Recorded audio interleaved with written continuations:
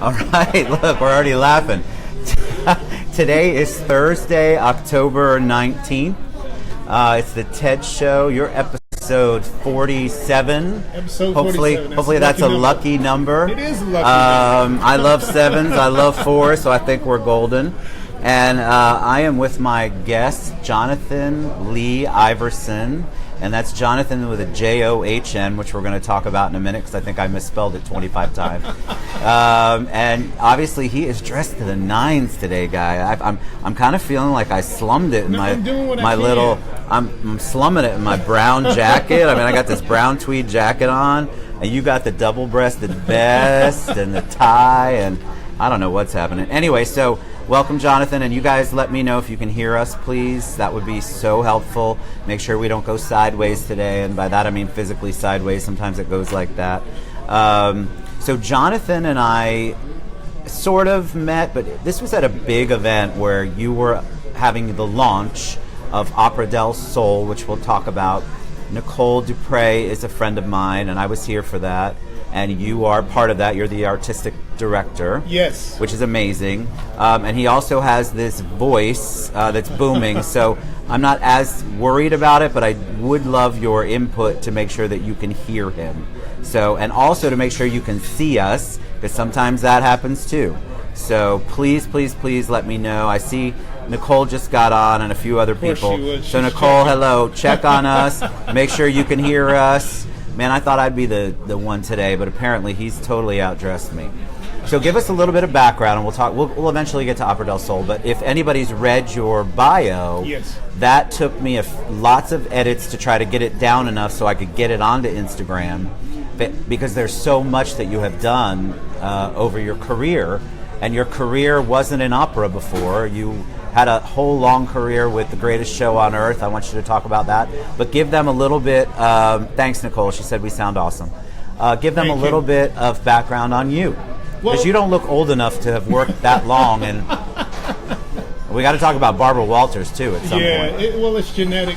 You know, my big thing is introductions. This is the TED Live show on Facebook, and I want to give you a real grand introduction, if you don't mind. Can I do? Please do. Your Ed McMahon? Oh my God, you could be my. Nobody will look at me if you're the Ed McMahon, but go ahead.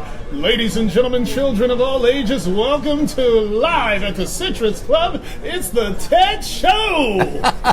I love it. Now we're going to get kicked out, but that's okay because it was worth every bit of that voice. So, and that is what you have done for your entire career. So talk about that. Really, it started when I was 11 years old. By chance, my wonderful mother, in a wonderful, I call it a motherly scheme, to not have to pay for private school anymore. She understood my desire to travel, and I had this little faint desire to be famous and, you know, what have you. So we saw this wonderful documentary on the Boys Choir of Harlem. And I would say, wow, I want to do that. Those kids look like me, and all they're doing is singing in some choir. I do that at church. And she recommended that I try out, I audition, and I did. Nobody told me it was actually work. It was like surprise. Oh my goodness, it was the toughest 2 years of my my childhood. I thought I'd never get picked to do anything. I mean, they worked you. And was it all training? Was it vocal training? Was it everything? Training, musical training. It was conduct. It was cultural training, because we were going all over the world. Right. So ambassadorship was the biggest thing that they taught. His whole motto, Dr. Walter J. Turnbull, founder and director of the Boys Choir of Harlem, the late Dr. Walter J. Turnbull, really wanted to make good citizens, and he wanted to use music as the vehicle to do that. And he sort of, in an ingenious way, was thumbing his nose at a society that really was saying that these types of boys couldn't do these things. Correct. And we did everything from Bach to hip-hop, and we did it well. And I really had a charmed teenage existence. I mean, I also went to Fiorello H. LaGuardia High School of Music and Art and Performing Arts, so I was living this incredible double life. I was traveling with the Boys Choir, going to one of the great high schools and, you know, music and art where people break out and dance in the cafeterias. They really do that. And I would love that. That'd be so awesome. And it was great. I graduated the Boys Choir of Harlem after a wonderful career with them, and then I went to college at the Hart School of Music in Hartford, Connecticut, the University of Hartford, and I was studying to be an opera singer. I determined that's what I was going to do. I saw Placido Domingo on one of our trips to Japan with the with the Boys Choir of Harlem, and it like literally it was my Paul on the road to Damascus. Had you done any opera singing before? No, is it a trained thing, or do you have to have a gift and then they kind of fine tune? I think it's really a little bit of both. The thing about opera is it's analogous to athletics. You can be as gifted as you want to be, but there's, opera is the type of art that requires time. Each body is different, each voice is different. Some are just freaks of nature. They can have really good careers early. Right. But most of us, the male voice doesn't really settle and really get into the meat of what it is until about 40. And, wow. So I've got 10 years to go. So, of course, there meant a lot of waiting, but I was really willing to do that. And so I graduated college. And then I went, okay, what am I going to do with a degree in do, re, mi, fa, sol, la, ti, do? And I met this extraordinary teacher who is also one of the most prolific baritones working today. His name is Roland Burks, and I was going to run off to Europe and stay and study with him. And so my idea was just to raise some money. So in the process of doing that, I auditioned for a dinner theater, the Fireside Dinner Theater Christmas show. It so happened that its director, Phil McKinley, was also directing Ringling Brothers. And unbeknownst to me, he was looking for a singing ringmaster at the time. Now I go in and do the audition, and then I get this strange phone call later that night. We want you for the dinner theater, but what would you think about ringmaster Ringling Brothers? It was kind of, and I thought, that's odd. That's an odd call. Yeah, and I said, well, yeah, sure. I mean, whatever, I'll try it. They told me I was up against about 30 other candidates, and it was a rigorous audition process, and of course, the rest was history. That's all voice. You sing some though, don't you? Or do you? Okay, so you're doing a lot, but they're looking for that voice that you just announced the show in, right? Because you have to do that. Well, you have to do that. You have to sing. You have to be an ambassador for the show. You're the face of the show. For me, it was a lot of movement. I did a lot of dancing early in my career there. I mean, and you're doing it like 450 times a year. Wow. I mean, it's a lot of work. I mean, it's very exhausting, but it's really a privilege. I mean, I did not, in my opinion, I had a rigorous gig, but it wasn't like I had to be 48 feet in the air. Right. To do a triple somersault, right. Where I had to be perfect. I really enjoyed it. It was a lot of work. It was hard, but it was such a pleasure. It was such a privilege, and it was very humbling.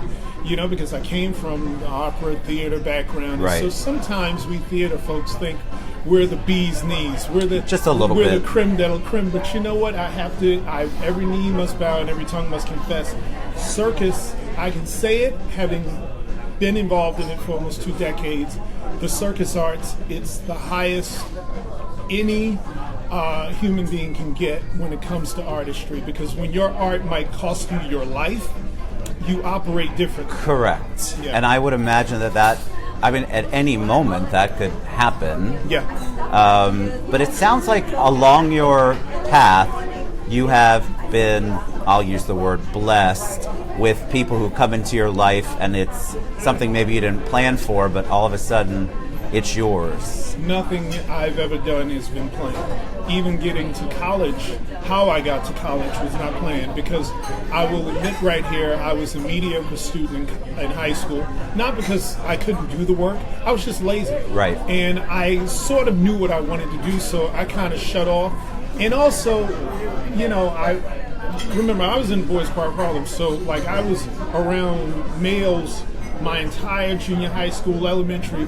That's it. So when I got to high school, I discovered girls, so my brain just completely shut off. All our brains do. And to be quite frank with you, I just knew what I wanted to do, so I would barely. I just did enough. And my teachers were really merciful, and they understood me.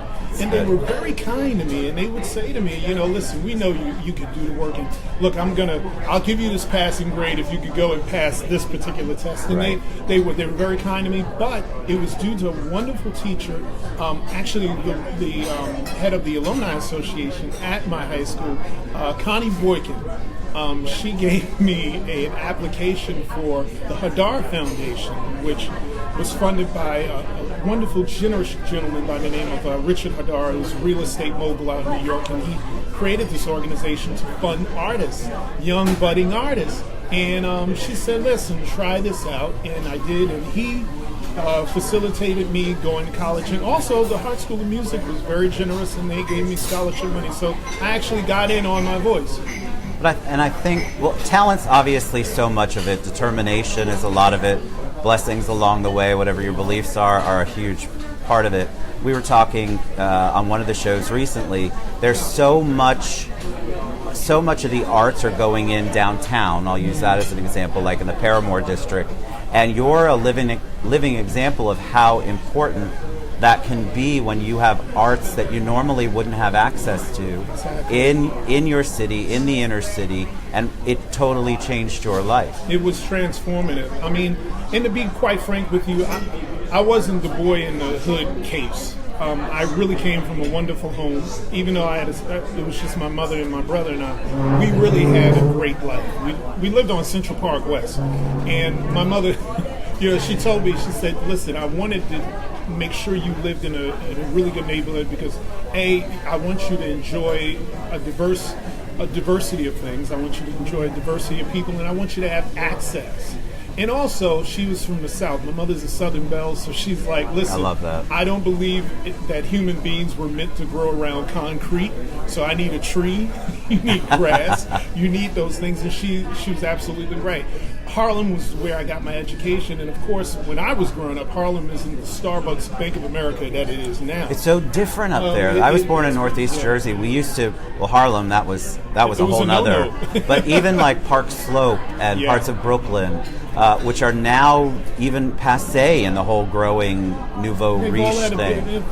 It's insane what's going on up there, but how awesome that there are so many communities that are growing and blossoming up there that if you told me that 20 years ago, I'd be like, there's no way nothing's going to come out of that. So much of it was a wasteland. Even our Times Square for a time, it was like a red light district. It was totally a red light. Yeah. But New York has done a fantastic job, I think, overall, of really doing that. And I feel like Orlando is incredibly open-minded about the arts and changing things here, which is one of the reasons why I'm sure that Nicole and you realized that you could do something with opera.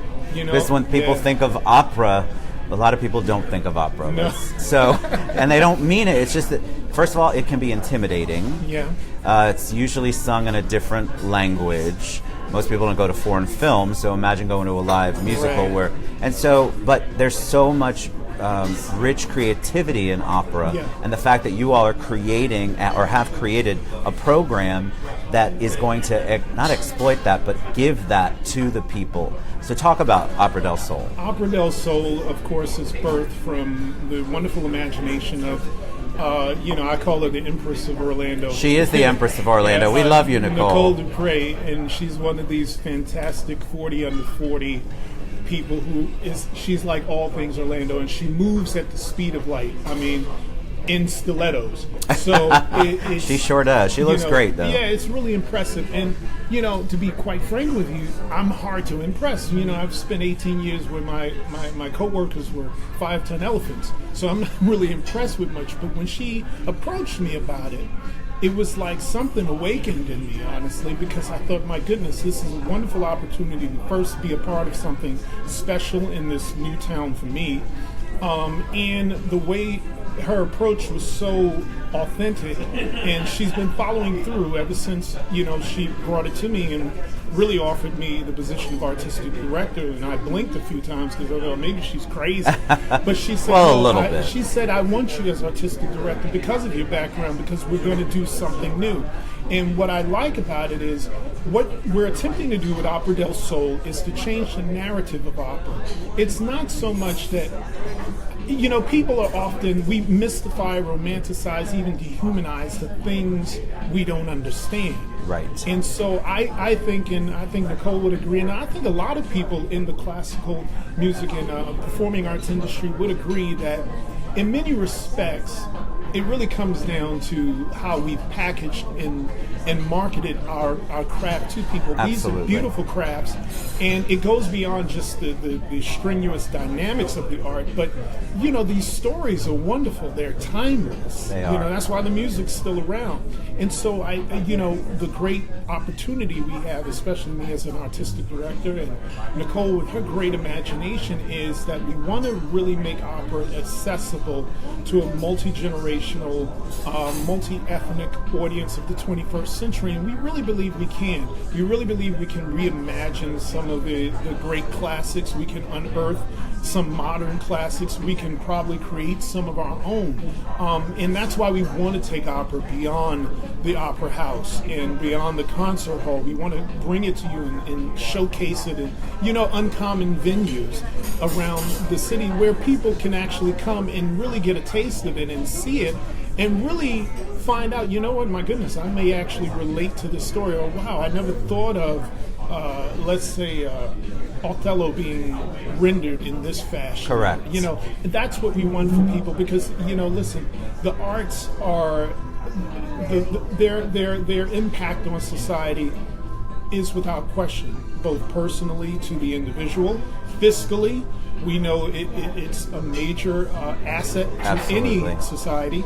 And, you know, I've seen personally, and I've run into so many people who've started off as musicians or painters or dancers, and they've ventured off into other types of businesses, and they literally can align the discipline and the wherewithal they took from their art to what they do now. I mean, there are studies that actually show that people who've had an arts education, they tend to actually grow up to make more money in their careers, and they actually are better problem solvers and more creative.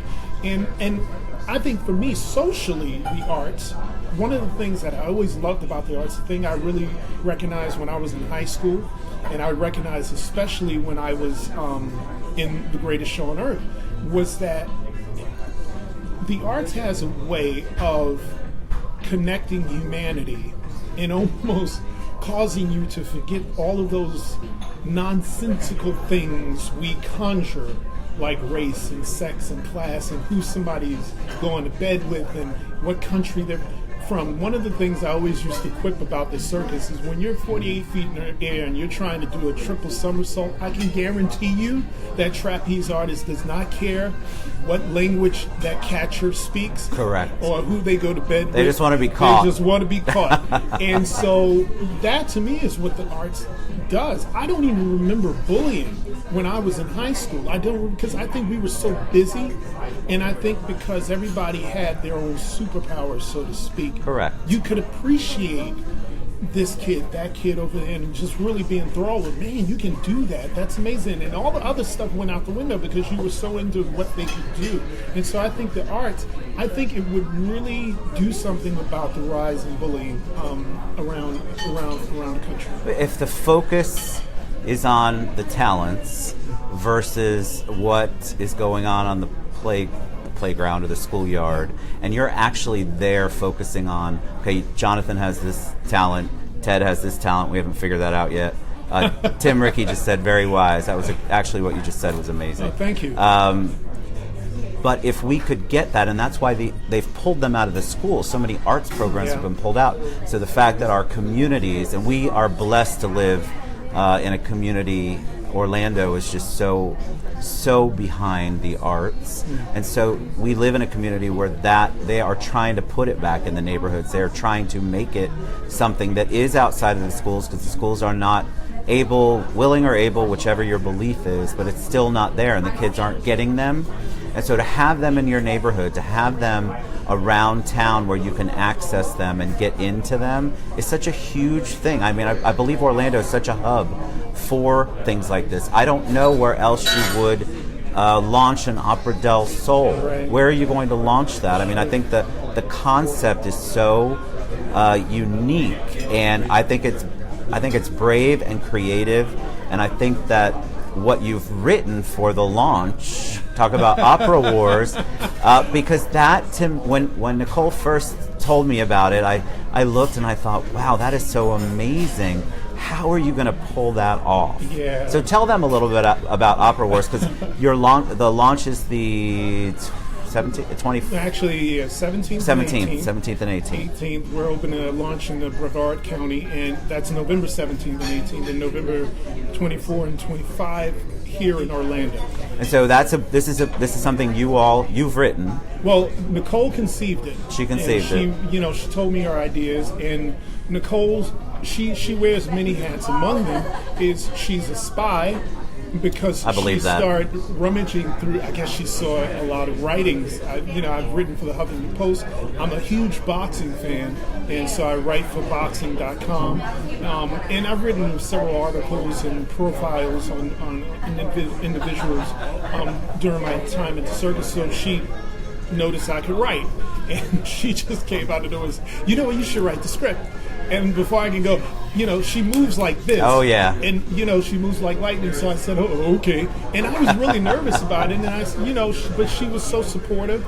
She told me everything she was kind of thinking. And the way I like to say is she thought it up, she dreamed it up, and I imagined it. I love it. And so That's it's awesome. a wonderful partnership. And she's obviously signed off on what we created. But, of course, it's a story about love and war and spaceships and food and great arias, and it's a lot of fun. I mean, the characters are wonderful. It's not believe me, it's not a 3-act, 4-act opera. You're going to be here all night. It doesn't run for more than an hour. We'll have a pre-show where we're really welcoming the audience. But the idea is to have a show within a show. Sure. And I don't want to give away too much, but it's... No, I don't want you to give away too much. It's going to be an intergalactic, dynamic, fun time, and people are going to feel like they have something at stake, and they're going to be involved with it. It's an exciting story. It really should get a Pulitzer. You want? We're gonna use that hashtag. Jonathan wants a Pulitzer. It's my Hamilton, damn it. No. It's your Now that would be Oh awesome. my goodness, yeah. But I think it's so creative. The fact that you all went out on a limb, are creative. You're launching something that is not an opera that nobody would know. Right? So you're doing it all. Everything here is unknown territory. Absolutely. Really. Because the opera world here in Orlando has not, we have some, and there have obviously been shows, but it hasn't been prevalent in the arts. It hasn't been as robust as we'd like. I mean, the talent is out here. And then one of the things for me, and I want to touch back on something you were saying regarding, arts and schools, and, Orlando is extremely friendly. I mean, I've been seeing Mayor Dyer, he really is one of those, he's sort of that politician you dream of. Correct. He's really invested into the city. Mayor Dyer is so important. He's a catalyst for so many of the things that we get to do here, and supports them, because he was here for the launch. Yes. He was here for the Opera del Sol launch, and he's behind that. And you can't fake that. No, and I mean, considering all he has to deal with, Orlando isn't like a little city. No, it's not. So for him to come out and be supportive of, our little opera company was really, to me, being a new resident, that was impressive to me. But I think one of the big things that I'm watching very closely this state race for governor, I think our main thing is we need a friend in the governor's mansion on a state level who's a friend to the arts. And because I think it's beneficial not only for Orlando, it's beneficial for the state of Florida to just really invest in the arts. There's so many things, so many creative people I meet all the time around here. I've only been here since June. Oh, where did you come directly from? Really, I came. Well, they threw me off the circus. They threw. They said, You were out. done. We're done. Bye. We're done. Bye. Give us that top hat. And Oh yeah, man! I should have asked you to bring the top hat today. I wish. No, we own all of it. We went back to New York, where I'm from, and we stayed for a few days, and then we just headed down here. Which, my wife, who was from Brazil, she was just over the moon about, because her whole life is about sun and water. So we moved down here. My Perfect children place. love the schools down here. How many children do you have? Two.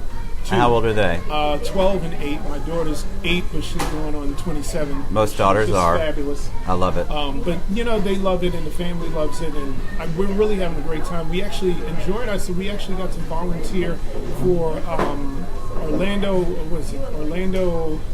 goodness, I remember, we were packing for the victims of the hurricane. Was it Clean the World? Was it... Feed the Children Everywhere. Feed the Children Everywhere, yeah. Feed Children Everywhere. And that was a fun time. I said, let's get out. We need to get out and go, and we got to do that. But, I digress. No, people like to hear about family. I should have asked that in the beginning. No. Shows you what my great Oprah Winfrey skills are right now. Then you start tearing up. Oh, God, yeah, watch that. I've had that happen a few times. So Orlando has been good to you so far, but what do you see in the future? You've got the launch, and then everybody will go to the launch, we'll all get acclimated, and then what's next for Opera del Sol? It's a great question. We just had our first official board meeting, and I missed it.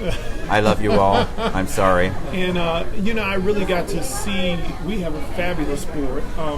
It's a diverse board, and it's an active board, which is so important. What we really need. And their wisdom was so immediate, and it really gave us great ideas for the future. There's a lot Nicole and I have to talk about and learn. And, we actually are welcoming the full breadth of what this experience is going to be. It's awesome. We're expecting to have a few bumps in the road, but we really, deep in our gut, feel that it will be a massive success. In fact, the first thing I told Nicole when she came to me about it, I told her, I said, respectfully, I think you're thinking too small. Because she was talking about Central Florida, and I said, the idea you have is really a global one. Of course, we need to think one step at a time, but I really feel that Opera del Sol will be a global company. And I think it will do so much for the Orlando community, really, really illuminating what Orlando is all about. I mean, the thing I really am so impressed about here is just the diverse communities and the inclusion. I mean, it matters to me to go places and see people in wonderful positions who look like me, who don't look like me, to hear different opinions, to get different perspectives that I might not have thought about or I'm incapable of thinking about because I'm not in it. Right. I mean, even my experience with Nicole, I mean, here's a young woman who is heading an opera company that will be a major opera company. And you don't have too many of them. Did you hear that, Nicole? That's what you're doing. Hey, Tim Rickey, he asked, did you sing Time to Say Goodbye upon your departure? No, I sang, we had a tradition at Ringling Brothers where every time we close a tour, we'd sing, because it would be around the holidays, so we'd sing Old Lang Syne. So that's what I sang. It was traditional. Was it tearful, the last show? You know what? For me, it wasn't. And it's the price I have to pay as being a guy with the top hat. Because I always felt, the emotional tenor of the show really starts there. And, my behavior, how I present myself, it really starts there. And people are watching even when they're not. And so Always. I knew, when we got the announcement that we were shutting down this great American treasure after 146 years, for me, I wasn't shocked. I knew it was coming because after we dismissed the Elephants back in 2006, it was definitely trending that way. Yeah, and I was like, wow, I just didn't see it, even though we put together an incredible show. It just, the numbers weren't there, and it was obvious. And there are many other reasons why. And I think there's a business thing that I don't understand that just wasn't working out. But anyway, we got the announcement, and I really just prepared myself psychologically for it. So when the day came, we had 3 shows that day, so I just didn't have time to breathe. Sure. And I was thinking about packing and moving and, and doing that. So, I gave a speech and did my thing, and when we got backstage, we had our little breakdowns and cried and hugged and kissed and made sure we're keeping in touch on Facebook and things of that nature. We've actually, circuses, we have a saying in the circus world: once the sawdust is in your blood, you're never the same. And it's true. I love that. You have a bond to people from all over the world, all different types of people, that is eternal, that would have never happened without the circus ring. And you have a new dignity, you have a new way of thinking about society, I think, and you really understand the dignity of humanity in a deeper way, and a dignity of work. One of the great things I loved about the circus is it shattered the hierarchy. The guy sweeping up manure, to the outside world, that's a low wage job. Right. That's a low person. But to us, that's an icon, because if that person doesn't do that in a timely fashion, somebody's career might end. Correct. I knew performers. I knew there was this glorious trapeze artist who I roomed with my first year in my dressing room. His name was Mark David, God rest his soul. This guy was glorious. He would do this trick in the solo trapeze, and way up in the air, no rigging, nothing. And he would catch himself by his heels. And that was the finale of it. Oh, my It would gosh. just drive people crazy. But he would not do his act unless there was a gentleman, he's like major circus legend does. His name's Rafael Suarez. Unless Rafael rigged his equipment, he had to do it. And that was the synergy between the so-called working person and the performers in the show. Yeah, because I would have not known that, because obviously you go in and you think, well, the ringmaster is top notch. No, it's the illusion. But, I need a float driver to get Understood. me around. I need the sound guys to make sure my voice is out there. I need somebody in lights to catch me, because I don't know if you notice, I'm a bit dark, so you can't just see Is me. that why you look dark on the camera? What's happening there? Nicole said, I couldn't ask for a better partner.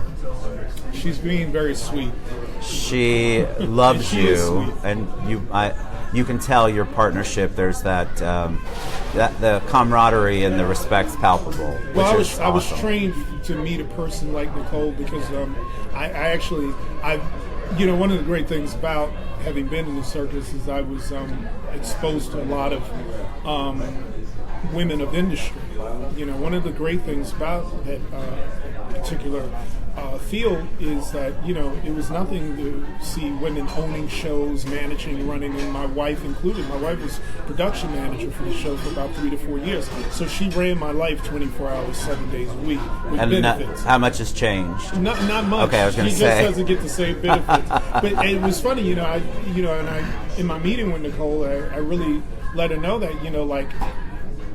I think it's timely. I think I had to be conditioned in that way, because I think naturally, some of us may have the little virus of misogyny just because it's there. And I think being in the circus really conditioned me to be ready to partner and see beyond these limits that Correct. we put up. And and it's allowed me to really see her potential as a leader, not only as a leader for this company, Opera del Sol, but as a leader in Orlando, a leader for Florida. She takes it very, very seriously, Very and both seriously. of you do. Very So seriously. I have two things, because we're way past time, but I would probably, my kids, my wife, I'm not sure who else would give me a hard time if I didn't ask about Barbara Walters. I told you I was going to ask about that. 'Cause, Yeah. and that goes 1999, if I remember. Yeah, no. So talk just a little bit about that, and then I have a personal anecdote, and then we'll finish up, people. Thanks, Joe. He said, great guest. Thank you. So that must have been, you get a call? Is that what happens? I was fortunate enough when I was in circus. It really ran like a wonderful machine. I had, you got media training, and I had this. There was this extraordinary publicist. She's like, to me, the greatest publicist ever, and I know a lot of great publicists. But her name is Barbara Flukow. And Barbara, the first time I met her, she said to me, "I'm going to be your best friend." And she's right. We're friends till this day. I love that. That's And awesome. she coached me. She she scolded me. She really educated me in the science of media, and she was the one who facilitated a lot of the press that show got in myself.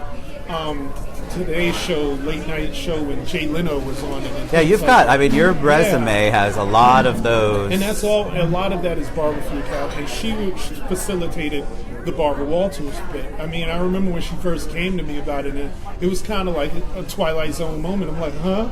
You know, she said, yeah, you're going to be on Barbara Walters' 10 Most Fascinating People. I'm like, huh? I didn't get to meet Barbara Walters herself. Her producers came and they interviewed me and the whole Sure. bit. And, you know, it was fascinating. She really did have a lot of fascinating people on that list. I mean, she had King Abdullah, Ricky Martin was hot at the time. Yeah. Lance Armstrong ended up being the most fascinating person back then. Boy, did we learn that. And Monica Lewinsky was on the list too. So, you know, I was on a really wonderful and infamous list. So, oh, Monica. Wow. Yeah, that's a great list to be on. Yeah. But it was great. But how cool! Like all of the things that you list, and I encourage everybody who's watching to really go through the, really not a resume, but everything that you've done. And I know that's only snippets of everything, but to really check that out, because you've had an illustrious career. It's been fun. I've been really blessed, as you said. And you still come across humble, funny, down to earth. You laughed at my stupid jokes, which is craziness. So I have this thing. So when you came in and did the introduction in your circus voice or your ringmaster voice, is that how the kids grew up? Like every time they finally went on the potty, or was there always like this giant thing that Dad did, and did you do it in the booming voice, or is that just saved for the show? And like, what do the kids think? Generally, it's saved for the show. Well, as far as my relationship with my daughter, any father will tell you, him and his daughter, that's like, I mean, I can do no wrong. I'm the morning star, and I'm the morning and evening star. How old is she again? She's 8. So do you hear that, girls? My daughters are older. Yeah, she thinks I'm like it. Good. My son, on the other hand, he's not impressed. But I take joy in I do take joy in embarrassing them a little bit. That's always fun. You know, they've been very fortunate. They've been really fortunate because, you know, we spent our whole life. We spent 8 years together on the road with the circus every day. We were traveling, playing, and working together as well. They actually had jobs in the circus. And so that's so cool. Yeah. So they went to school and the whole bit. So they really had this privilege of kind of growing up in this really eclectic, dynamic bubble with their parents by them. My daughter learned how to walk in a showgirl's dressing room. Her mother was a dancer first, so she'd take her in there. And that's why I told my wife to this day, my daughter's one of these super glamorous, she's just so fabulous. And it's because of all those, these fabulous dynamic women. I said, that's what it is. She's around you all the time. Sure. So she can't help herself. But you know, occasionally I'll mess with the kids. I'll bust out in a song, most absurd thing they do. You know, we'll do fart jokes. The thing I learned about being a very tall man, and Daddy's role is to be the living toy in the house.